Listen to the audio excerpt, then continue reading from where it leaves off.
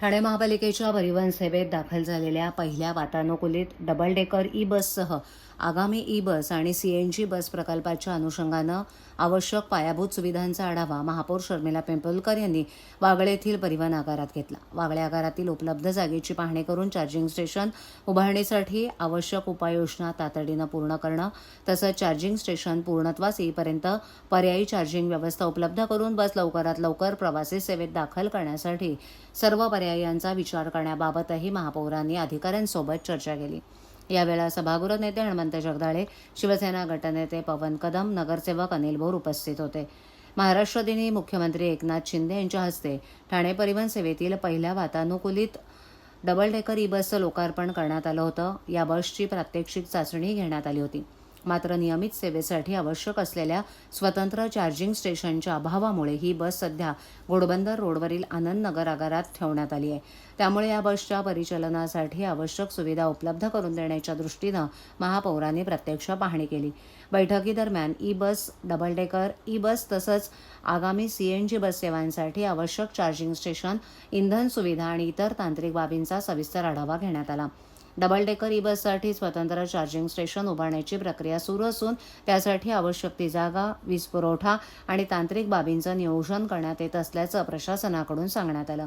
Double decker bus आणि नव्यानं दाखल होणाऱ्या ई बस आणि सीएनजी बससाठी आवश्यक सुविधा उभारण्याचं काम प्राधान्यानं सुरू आहे। काही तांत्रिक बाबी प्रशासनाच्या निदर्शनास आल्या असून त्याबाबत संबंधित विभाग, महावितरण आणि ठेकेदार संस्थांशी समन्वय साधला जाईल। राज्य शासनाच्या निर्देशानुसार ठाणे परिवहन सेवेत आगामी काळात डबल डेकर ई बस तसंच 100 सीएनजी बसेसचा समावेश करण्यात आलाय। संबंधित अधिकारी तसंच ठेकेदार संस्थेला प्रकल्पाशी संबंधित सर्व कामं वेळेत पूर्ण करण्याचे निर्देश अतिरिक्त आयुक्त 2 प्रशांत रोडे यांनी दिलेत। तसंच महावितरण आणि इतर संबंधित यंत्रणांशी समन्वय साधून चार्जिंग स्टेशन उभारण्याची प्रक्रिया गतीनं पूर्ण करण्यावर भर देण्यात येत असल्याचं प्रशासनानं यावेळेला नमूद केलं। खरं तर 1 मे रोजी जी डबल डेकर बसचं उद्घाटन उपमुख्यमंत्री एकनाथजी शिंदे साहेब यांच्या हस्ते जे झालं होतं ते खरं तर ट्रायल बेसवरच झालं होतं। ज्या 10 बसेस CNG 100 CNGच्या आणि 10 आपल्या चार्जिंगच्या ज्या बसेस आहेत त्या उपलब्ध होणार आहेत, पण त्याच्यासाठी ज्या लागणाऱ्या चार्जिंग स्टेशन्स आहेत किंवा CNGसाठी जे उपाययोजना करण्यात येणार आहेत त्या इथेच वागळ्या स्टेशनलाच करण्यात येणार आहेत।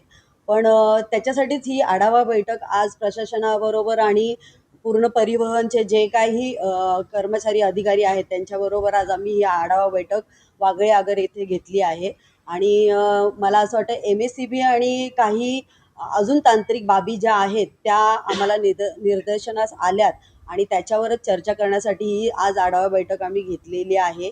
मला वाटतं 1-1.5 महिना तरी अजून या सर्व गोष्टींना लागेल आणि तशी आदेश आम्ही प्रशासनाला आणि परिवहनला दिले आहेत।